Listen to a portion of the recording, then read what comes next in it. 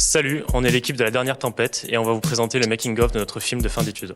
Notre film parle d'une gardienne de phare qui s'appelle Simone. Elle est très forte dans son travail, elle adore son travail, elle aime son phare, elle travaille toute seule. Le souci c'est qu'elle est très solitaire et au fond d'elle, elle voudrait partir, mais elle se l'avoue pas. Et son ombre va venir l'aider à s'écouter et à partir. Pour la direction artistique, on est parti sur un style semi-réaliste en 3D, car on traite d'un drame fantastique, donc ça nous permettait d'ancrer assez facilement et de rendre crédible notre histoire. Pour la première partie de notre film qui s'ancre dans un univers plus réaliste, on est allé chercher des inspirations du côté du film live avec des productions à plutôt gros budget, notamment pour s'inspirer du travail sur l'optique, sur les flares, sur les flous de caméra. Et pour la deuxième partie de notre film qui s'ancre dans un univers plus graphique, on est allé chercher des inspirations du côté du cinéma impressionniste allemand. Aussi beaucoup les théâtres de marionnettes et aussi les films de Michel Oslo, donc Prince et Princesse. Pour la partie onirique, le photographe Alan Schaller.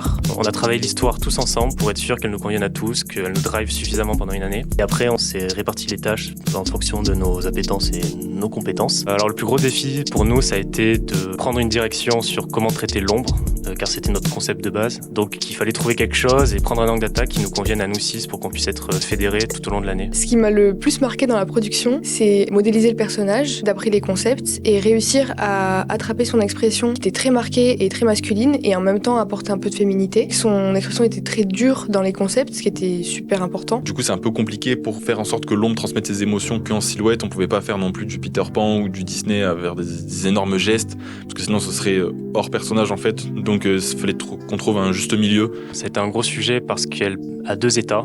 On est sur un médium 3D. Au début du film, elle est en 2D et elle passe en 3D.